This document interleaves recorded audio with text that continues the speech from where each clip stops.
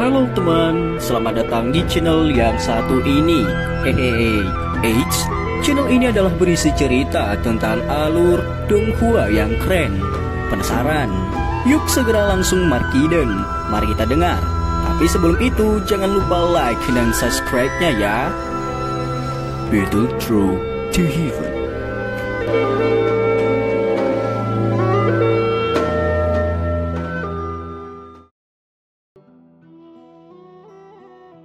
Melanjutkan dari cerita sebelumnya.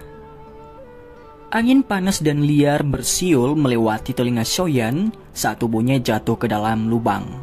Dia mendekati dunia magma bawah tanah, udara di sekitarnya juga menjadi lebih panas. Api hijau giok samar mengalir dari tubuh Xiaoyan, mengisolasi suhu tinggi di dunia luar. Tatapannya menatap warna merah murni di bawah dan dia dengan lembut menghirup udara. Kehati-hatian diam-diam muncul di dalam hatinya. Tempat semacam ini bukanlah tempat yang biasa digunakan untuk bermain. Sangat berbahaya di sini. Jelas tidak salah kalau berhati-hati. Xiaoyan terus turun untuk beberapa saat sebelum matanya tiba-tiba melebar. Pada saat ini, hal yang muncul di depannya adalah dunia magma yang sangat luas. Dan sepertinya tidak ada habisnya. Kolam magma merah terang yang besar memancarkan energi panas yang menyebabkan seseorang seperti kekurangan udara. Meskipun seseorang berada di dekatnya, udara panas menyebabkan seseorang mengalami kesulitan untuk bertahan.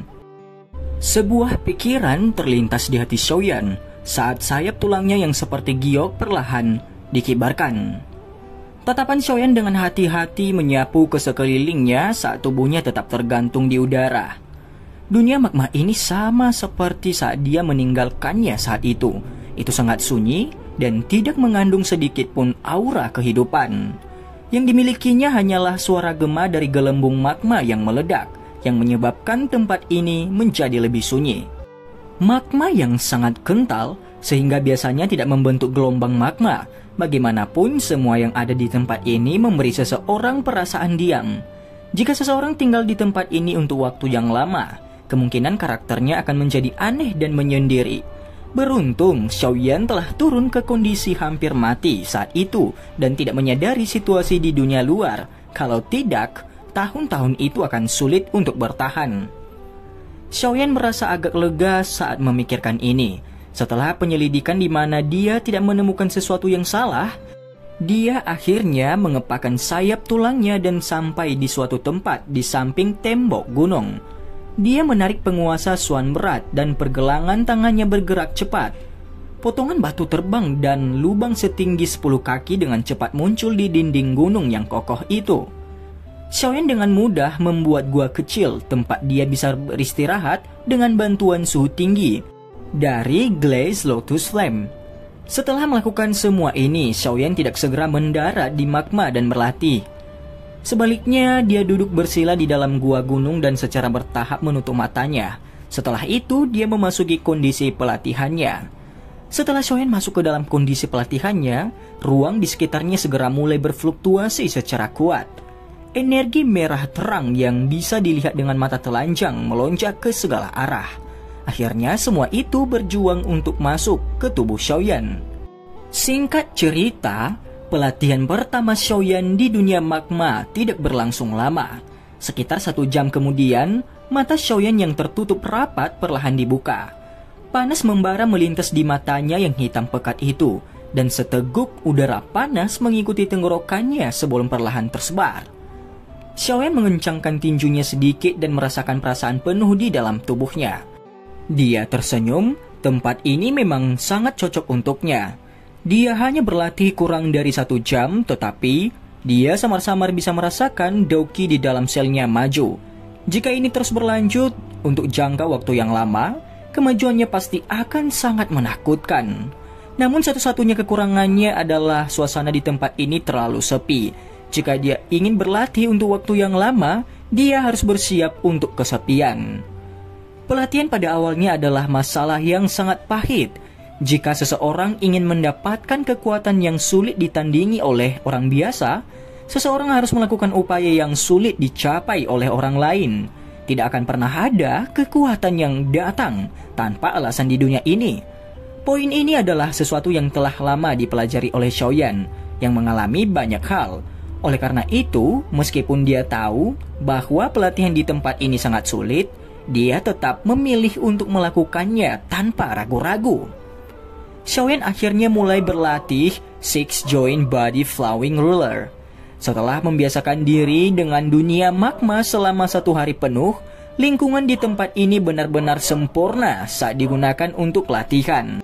Pelatihan awal secara alami adalah yang paling sulit, karena teknik Do penggaris ini adalah kelas tinggi, sulit untuk berlatih. Namun beruntung bakat pelatihan Xiaoyan unik. Selain itu, dia memiliki jejak spiritual di dalam gulungan untuk mengajarinya, memungkinkan dia untuk menyimpan cukup banyak jalan memutar dalam pelatihannya. Oleh karena itu, setelah berlatih dengan getir selama beberapa hari di dunia magma dan mengalami banyak bahaya magma yang menyentuh tubuhnya, dia perlahan-lahan memperoleh pemahaman sederhana. Dia sudah biasa mencapai tahap ini saat dia menampilkannya. Meskipun masih ada jarak yang jauh untuk berhasil menguasainya, mampu mencapai level seperti itu dalam beberapa hari sudah sangat bagus. Dunia magma yang sunyi senyap tidak memiliki konsep waktu apapun. Namun Xiaoyan juga tahu bahwa sudah sekitar 10 hari sejak dia memasuki tempat ini. Dia telah memperoleh cukup banyak selama 10 hari ini. Tidak hanya kekuatannya telah distabilkan dengan kuat pada level bintang 5 Do Huang, tetapi dia bahkan lebih akrab dengan 6 penguasa pengaliran tubuh bersama, yang merupakan teknik Do kelas tinggi penggarisnya. Selain itu, setelah periode adaptasi ini, Xiaoyan juga menjadi semakin nyaman dengan dunia magma ini. Setelah adaptasi, perasaan pemanggilan misterius yang Xiaoyan rasakan samar-samar ketika dia tiba sekali lagi muncul. Kali ini inderanya bahkan lebih jernih. Setelah penyelidikan yang cermat, dia terkejut menyadari bahwa target pemanggilan tampaknya adalah api hati jatuh di tubuhnya. Dunia magma berwarna merah cerah dipenuhi dengan keheningan yang mematikan. Sepertinya tidak ada jejak kehidupan. Magma yang luas dan tampaknya tak berujung itu seperti genangan air tenang yang bahkan tidak membentuk riak sedikit pun. Keheningan tampaknya menutupi setiap inci di dunia magma ini. Boom! Suara rendah dan dalam tiba-tiba muncul di dunia magma yang sunyi ini. Segera magma yang kental itu sepertinya digerakkan oleh sesuatu yang mulai naik dan turun dengan marah. Gelombang api magma yang sangat besar bersiul dan naik sebelum akhirnya jatuh, menembakkan aliran magma ke segala arah sambil memancarkan ledakan keras. Xiaoyan berdiri di atas magma di bawah siulan gelombang api magma. Tubuhnya telanjang dan lapisan cairan kental putih menutupi kulitnya yang terluka. Pada saat ini tangannya sedang memegang penggaris yang besar dan berat sambil menari dengan lincah. Banyak busur yang dalam terbentuk mengikuti tarian penguasa berat. Sosok penguasa berkelanjutan dengan cepat menyebar dan menyelimuti seluruh tubuhnya. Magma yang mendarat dengan sebuah ledakan dengan cepat dipantulkan ke samping ketika melakukan kontak dengan sosok penguasa yang seperti jaring. Sosok penguasa itu padat saat mereka menari, tampak saling bertumpuk dengan jumlah yang tidak diketahui. Mereka memblokir aliran magma yang masuk tanpa membiarkannya masuk. Pertahanan yang padat ini benar-benar membuat seseorang tidak bisa berkata-kata. Penguasa berat Xiaoyan berhenti menari. Dia menyeka keringat di dahinya. Jenis momentum yang dibutuhkan ketika gelombang magma setinggi 10 kaki menghantam sangat menakutkan. Itu benar-benar memaksa seseorang untuk memusatkan semua perhatiannya. Jika aliran magma panas itu mendarat di tubuh seseorang, kemungkinan daging seseorang akan segera berubah menjadi daging panggang. Xiaoyan menghentikan pelatihannya. Baru saat itulah dia merasakan gelombang mati rasa yang ditularkan dari tangannya. Dia menunduk dan melirik penguasa Xuanrat hanya untuk melihat bahwa itu ditutupi dengan magma. Suhu panas mengikuti tubuh penguasa dan menyebar. Itu menyebabkan tangannya menjadi panas membara. Namun untungnya suhu kecil ini tidak dianggap sebagai masalah bagi Xiaoyan. Tatapannya beralih ke tubuhnya saat dia tanpa sadar sedikit mengernyit. orang bisa melihat bahwa tubuh Xiaoyan yang ditutupi dengan cairan dingin saat ini memiliki beberapa bintik merah cerah. Jelas, beberapa gelombang magma telah pecah sebelumnya. Namun untungnya ada cairan dingin yang mencegahnya menyebabkan terlalu banyak kerusakan pada tubuhnya. Meskipun tidak ada bahaya besar, itu juga menunjukkan bahwa 6 penguasa pengaliran tubuh bersama belum berhasil dikuasai. Menurut apa yang tertulis di gulungan itu, seseorang yang ingin menguasai penguasa pengalir 6 tubuh bersama setidaknya harus bisa memasuki gelombang magma ini sesuka hatinya, tanpa sedikit pun magma menyentuhnya. Lagi pula, ketika seseorang harus bertarung dengan orang lain di masa depan, adanya celah di pertahanan seseorang tidak akan memungkinkan beberapa titis magma masuk secara diam-diam. 6 penguasa pengaliran tubuh bersama ini memang tidak semudah yang saya harapkan. Xiaoyan menggelengkan kepalanya dan dengan lembut menghela nafas. Tentu saja, Xiaoyan yang tidak puas dengan kecepatan pelatihannya ini tidak menyadari bahwa mampu mempraktikkan teknik Dou ini sedemikian rupa dalam waktu 15 hari yang singkat ini adalah sesuatu yang sangat sulit untuk dicapai.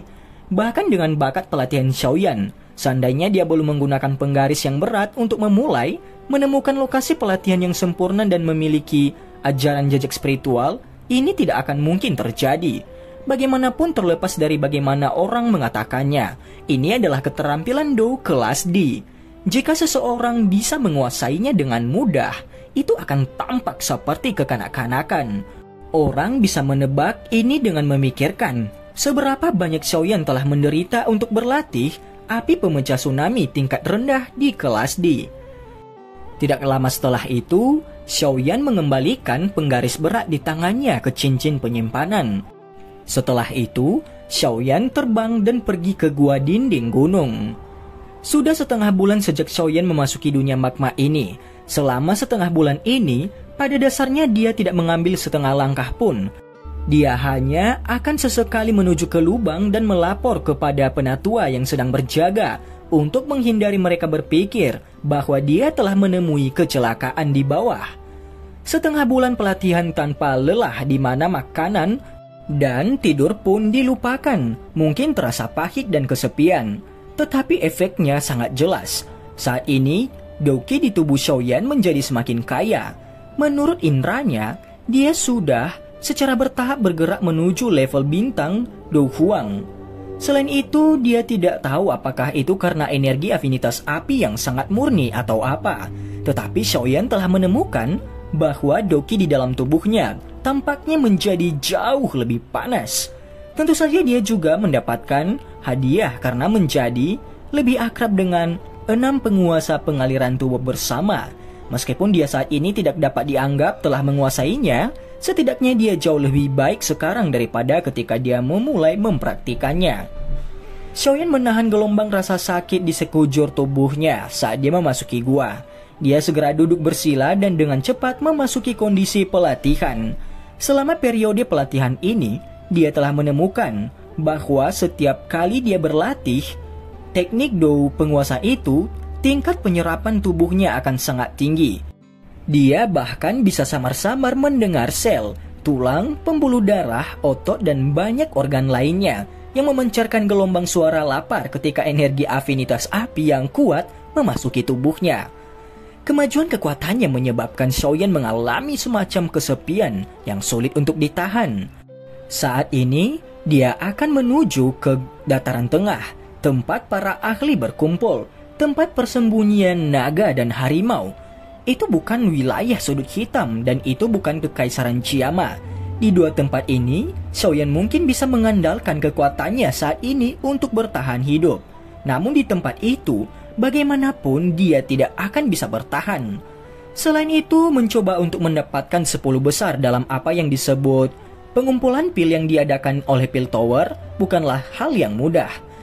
Bagaimanapun, menjadi pertemuan alkemis berlapis emas untuk seluruh benua Douqi berarti para jenius pemurnian obat yang tak terhitung jumlahnya akan berkumpul di panggung bernama pengumpulan pil dan ingin menonjol dari orang-orang yang memiliki bakat alkemis yang mengejutkan tidak mungkin kecuali seseorang memiliki kemampuan asli. Meskipun bakat pemurnian obat Xiaoyan luar biasa, dia tidak berani meremehkan pengumpulan pil, di mana bahkan Yao Lao telah berpartisipasi. Ini adalah motivasi terbesar bagi Xiaoyan untuk menanggung kesepian dan berusaha sekuat tenaga untuk meningkatkan kekuatannya. Lagi pula hanya dengan mendapatkan api 3000 pembakaran, dia akan bisa menyembuhkan bintik iblis racun di dalam tubuhnya serta menyelamatkan Yao Lao dan ayahnya. Mata Xiaoyan yang berisi kelelahan sekali lagi menjadi bertekad saat pikiran ini melintas. Matanya perlahan tertutup dan dia melanjutkan latihan pahitnya. Tidak ada konsep waktu di dunia magma yang sunyi itu, namun Xiaoyan bisa dengan jelas merasakan pertumbuhan kekuatannya. Selain itu, pelatihan teknik do penggaris secara bertahap meningkat. Semuanya berjalan dengan tertib. Menurut kecepatan ini, Xiaoyan akan dapat maju ke kelas Do Huang bintang 6 dalam 2 bulan lagi. Selama periode waktu ini, niat pemanggilan yang tidak diketahui juga muncul lebih sering. Ini menyebabkan Xiaoyan merasa ragu. Saat ini, dia yakin bahwa memang ada beberapa barang misterius jauh di dalam magma yang memanggil api hati jatuh di tubuhnya. Meski yakin, Xiaoyan tidak berani bertindak sembarangan. Dunia magma ini mungkin benar-benar sunyi, tapi Xiaoyan samar-samar merasakan aura berbahaya dari dalamnya. Dia pada dasarnya menghabiskan periode waktu pelatihan ini di area ini. Takut dia tidak akan bisa melarikan diri jika terjadi perubahan yang tidak terduga. Bung! Gelombang api magma yang sangat besar jatuh dengan keras sebelum akhirnya membawa suara keras yang bergema di ruang itu. Xiaoyan telanjang berdiri di dalam gelombang api ini. Penguasa berat di tangannya menari sementara wajahnya tampak serius. Di bawah orbit tarian yang mendalam, sosok penguasa yang terus-menerus muncul di sekitar tubuhnya itu tampak seperti jaring yang benar-benar melilit tubuhnya. Magma yang datang menabrak akan dengan lembut didorong ke samping oleh kekuatan yang terkandung dalam sosok penguasa. Melihat dari kejauhan, tampak seolah-olah ada pusaran air yang diciptakan oleh sosok penguasa di dalam gelombang api. Singkatnya, Xiaoyan yang penguasanya menari di dalam gelombang api tiba-tiba menghubungkan matanya. Teriakan lembut keluar dari ujung lidahnya dan tangannya tiba-tiba berhenti di atas penggaris yang berat itu. Penguasa berat itu bergetar dengan cepat saat pertahanan sosok penguasa menghilang dan beberapa gambar setelahnya muncul satu demi satu. Amukan api! Teriakan bergema di seluruh dunia magma. 2 api setinggi 400 kaki saling bersilangan saat mereka keluar dari penguasa yang berat itu. Itu seperti jaring penguasa kasar yang ditembakkan. Kekuatan kuat yang meletus pada saat itu merobek gelombang magma berat di depannya. Bung! Magma yang melesat ke segala arah tiba-tiba jatuh. Itu menciptakan aliran magma yang besar. Api hijau giok melingkar samar menyebar dari tubuh Xiaoyan menghalangi aliran magma. Kegembiraan melonjak ke mata Xiaoyan saat dia menghadapi magma yang mendidih ini. Mampu melepaskan amukan api dari Six Joint Body Flowing Ruler. Berarti dia bisa dianggap memiliki penguasaan awal. Prestasi ini didapat dalam waktu kurang dari sebulan. Kecepatan seperti itu bisa dianggap sangat cepat. Kemungkinan bahkan Xiaoyan sendiri tidak pernah mengharapkan ini. Xiaoyan menghirup udara panas, membuka bibirnya dan tersenyum. Dia baru saja akan kembali ke gua untuk beristirahat ketika ekspresinya tiba-tiba berubah. Hampir seketika, dia menundukkan kepalanya dengan tiba-tiba dan menatap tajam ke lautan magma berdasar itu. Sebelumnya, bagian dalam magma telah mengeluarkan panggilan lain. Selain itu, kekuatan pemanggilan kali ini lebih kuat dari sebelumnya. Apa yang ada di sana? Mengapa itu bisa menyebabkan api hati jatuh bereaksi begitu kuat? Mata Xiaoyan berkedip, ekspresinya juga sedikit berubah. Dia menjadi sangat ingin tahu karena pemanggilan yang tidak diketahui selama periode waktu ini. Namun dia tidak mau menyelidiki secara acak karena kehati-hatiannya. Hari ini bagaimanapun dia agak tertarik. Mungkin akan ada beberapa hal yang tidak terduga di sana. Kali ini, dia akan mengambil resiko sekali lagi. Dan cerita pun bersambung. Terima kasih telah mendengarkan Mimin sampai akhir ya. Dan jangan lupa nantikan cerita selanjutnya.